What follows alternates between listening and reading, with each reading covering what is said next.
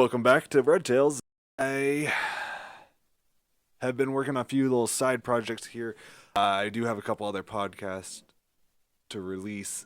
I was working on specifically a dungeon master side for running MapTool when it hit me that I should really release a player side of MapTools, more so for my prospective players who are unfamiliar with how this software works. Free software, I love it, highly recommend it. Jump in, get a game. I tried to explain in my last video what a framework was. I didn't do a great job. I acknowledged exactly what this is, so I opened up formerly Bard. What is it now? Whatever formerly Bard was for Google is what I got this response from, and I'm keeping it word for word. I said, describe what a framework is on MapTool to me as though I have no idea what anything to do with anything is. And I both love and hate the response I got back from this, but it's accurate, so we're gonna just word for word. Imagine MapTools is a big, empty room. You can put all stuff in this room to help you play games. This stuff could be pictures of places, little toys to move around, and even special rules written down on paper. A framework is like a pre-made set of stuff for this room. Someone else already put a bunch of things in the room to help you play a specific kind of game. It might have pictures of a forest, some toy monsters, and papers with rules about swords and magic. So instead of starting from scratch and putting everything in the room yourself, you can just use this preset, this framework, to start playing right away. And yeah, that is accurate.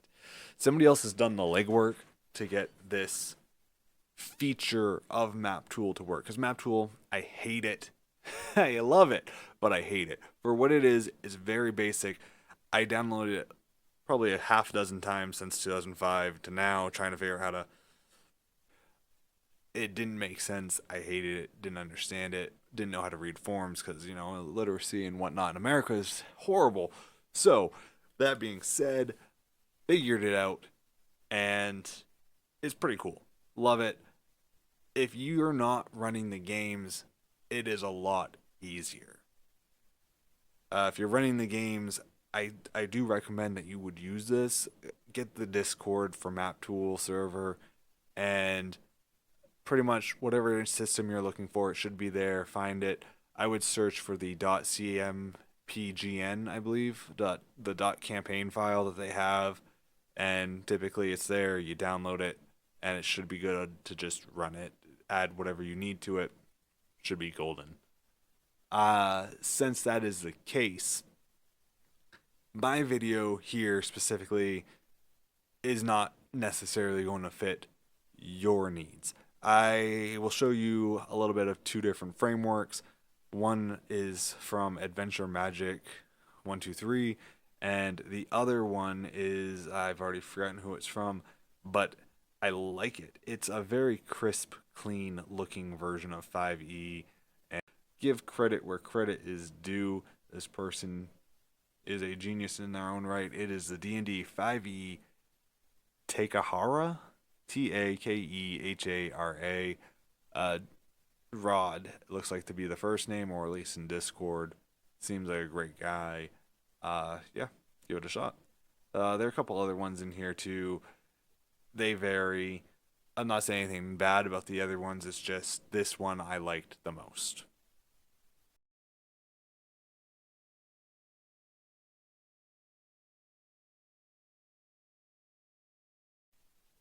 So, just going through it, I have MapTools open. I already have the server started on my computer, and we're gonna log in. I am a little shocked that there are this many servers running. How many is that? That's quite a bit. So we've got this many servers. This is the specific server I'm running. Then it takes a username and password. You can change your username, and the GM sets the password. Takes a few seconds to load.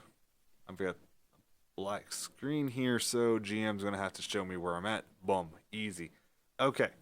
I've got all these creatures. They're just pre-made tokens I've got from before. They're all human by the looks. So no, I got a halfling. So they all have normal vision. I have a fireplace set up, and there's a candlelight in that room up there. That's how I can see up in there. And because I'm sneaking up, I can see that there are people in that room. Let's just try to. I'll do a little tiny move silently, I believe is what I'm looking for here. Let's go. What am I looking? Stealth. Let's go move silently. Boom. Good roll. I doubt they heard me. So I'm gonna sneak off into this room, feeling confident they don't hear me or see me, and I have the fireplace set up over on the GM side to give a little bit of a ambiance here. As I get closer, maybe a little closer, a little closer. Huh.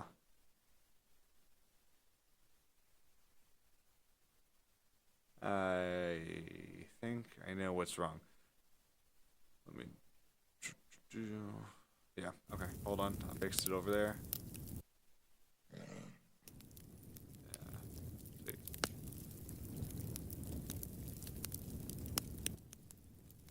So yeah, that should fix it.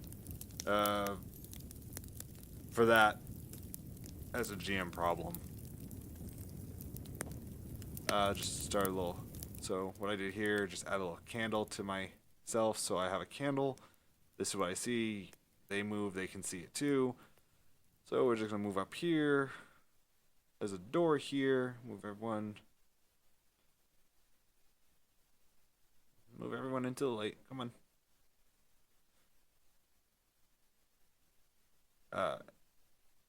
The add-on actually has a feature where if I can figure out how to make it work, the doors just they open automatically from the player side unless it's locked. But for now, I'm running it where there's physical barriers stopping you from accidentally going through the wall and into a different map that you're not supposed to be seeing. So there we go. You're on this map. You can't get through, but you want to. So GM, I'll open the door. You can go in.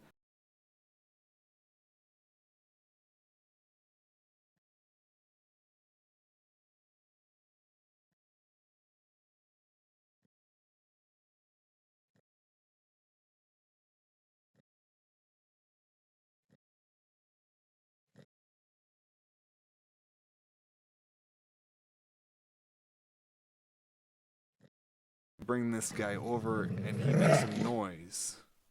That's another feature, another one of those. It's just a nice little touch, I think. Having creature come through, roll initiative. Let's go through a little combat. There we go. Get people added to the initiative on the GM side. Then you roll the initiatives. It auto selects, auto takes, and then we start the initiatives.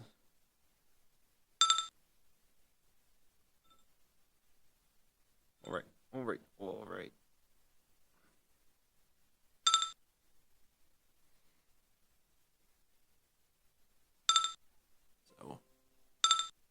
So we're up. We're going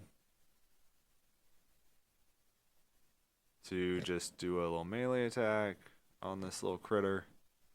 Rabid ferret. We can change it if it's our weapon type, but we're just going to take this. I can add extra modifiers if for some reason I have flanking or something like that. Just sneak that in. That looks like it's going to hit it. Probably going to kill it. That little aspect of the combat said. There's a door here. I can't really go through it. Can't go through it. You can kind of see the light up in that room up there. Let me just drag the characters over in here. And still can't go through because I didn't unblock the door. But an option would be the GM could just drag you through the wall if they wanted to keep the door closed. Another door. But right there you see I'm switching tokens. I can't see in the room. But when I click on the halfling, I could see in the room. It was more the halfling was already seen in the room, so it knows what to expect. And now the door's open, so they can all see. And once they're in the room, they have visual on people. So we'll just move up.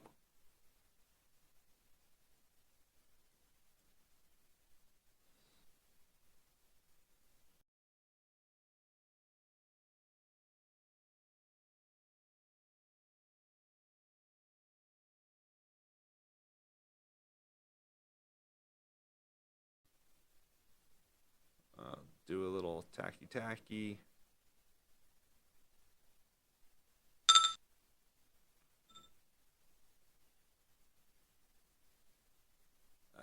Wasn't planning on showing this DM side, but here's the DM side.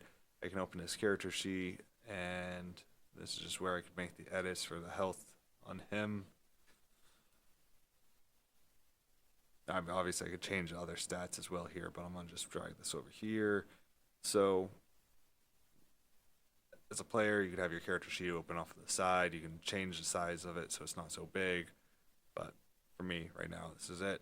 He'd just make a strength save because he's going to be tripped. And this won't show up on the player side to know if he succeeds or seems a little ridiculous to me, but for this specific, so he would be knocked prone. I give him the status of prone. On his turn, he's going to stand up.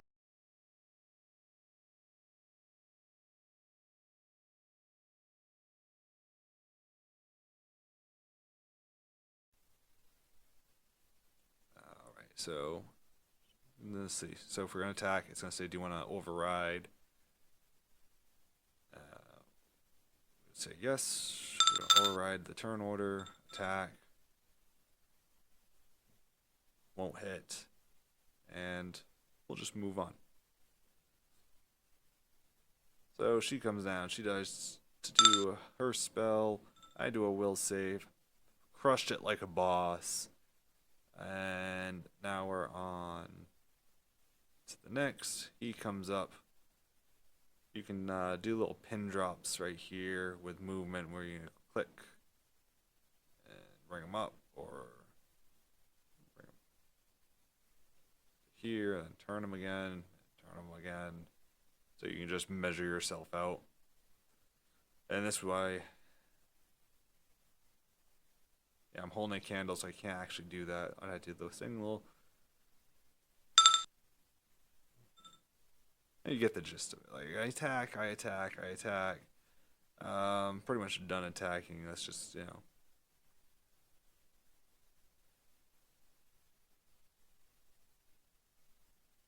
bring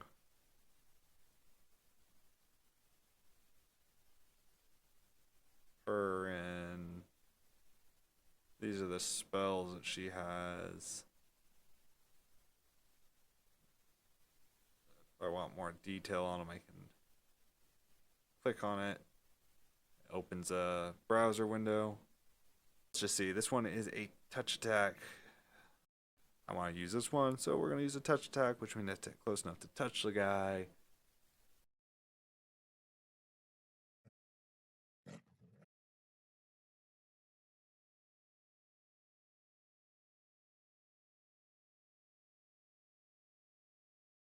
Go back, I cast a spell. There's actually a portion in here that shows how many spells you have left available. So if I were to keep casting, it's like, oh no, you didn't have the spell prepared, stuff like that, depending on the type of caster you have.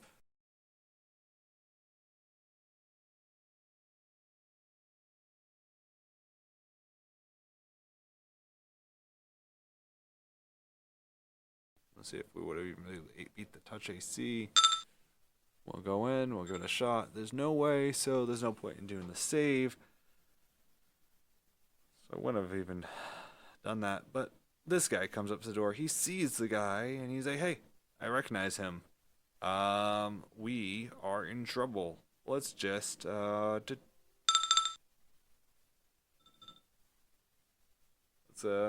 cast a spell, make visibility hard, and we're gonna flee. Everybody, flee. I can go up to him and I can say, hey, I want to speak as him in the chat. For some reason, my mic's not working. I don't know. That's we're gonna have to get out of here, you guys. And we're all gonna run, and they're not gonna chase us because that's just how it goes. Back to the fire. Ah, beautiful sounds. Beautiful. I can bring over the little ferret, just a little reminder that, you know.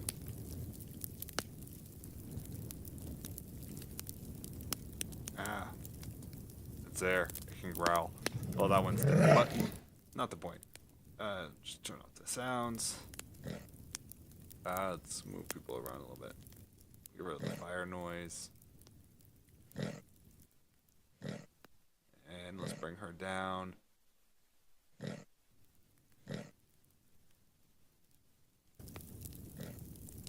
Alright.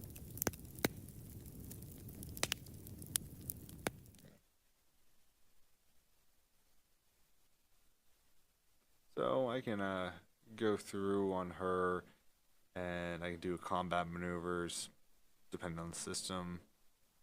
This one has them, so I can give equipment, items, stuff like that. I can equip them. Well, got all these options for this specific framework. I edit the character sheet. I won't. Let's what else do we have? We have these ones down here. But let's give her a new attack.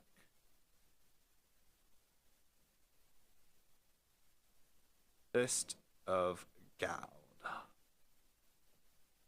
We're gonna have finesse. We're gonna bump this up a little bit extra here because if nothing worth doing that isn't worth overdoing. Am I right? All right, we're gonna.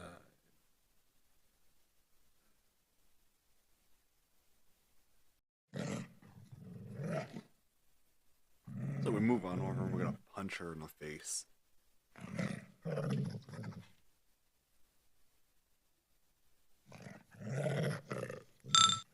Scroll up. This one here on the left shows us what our roll is. That's actually the confirmation roll. This one here is the attack roll.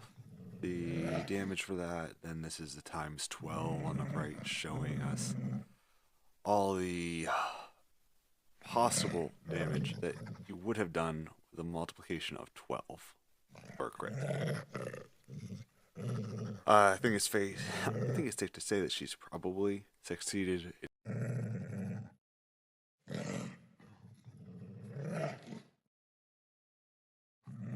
You can add anything in here. It doesn't have to be unreasonable. You do a short sword, you do a longbow. Actually, the longbow is a range attack, but same concept. You go in, you add it, you check the modifiers. You can also just go in and you can change the names. You do this on the token as well as on the character sheet. Here you get to throw some tokens down on the 5e edition. It looks a lot cleaner. It's got the wizard set up here, so once you do your token on the map, you could drop it, DM could drop it, and you click the player character. You click on the token that you're going to use, tell it it's a player character, then it should be good. You give it a level, you go through the wizard saying, hey, these are my stats. Just standard array. We're going to make a rogue, I think. Always do custom classes, races, etc.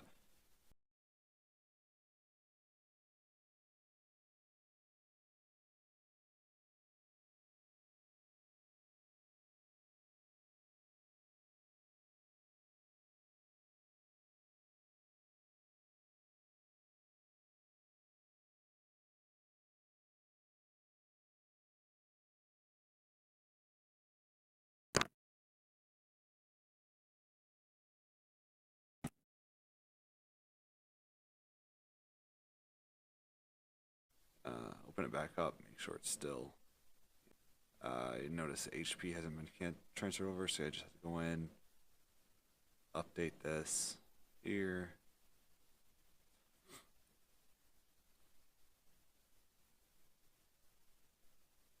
All right, and just down on the side, you see what it has. Like Okay, let's click on this. It gives us the information. We can roll from there. Want to add an attack, click on that.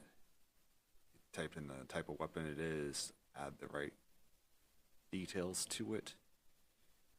Quick, simple, easy. Nothing worse than this. It's pretty straightforward.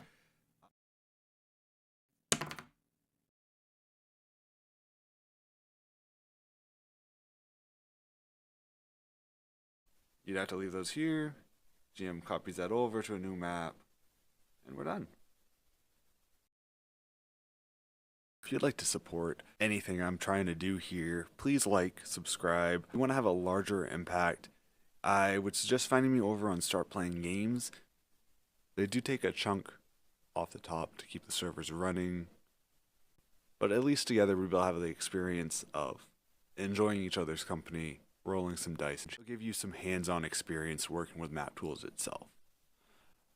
Again, as a GM, I would recommend you use this. It is free. There's nothing wrong with it. It doesn't cost you anything.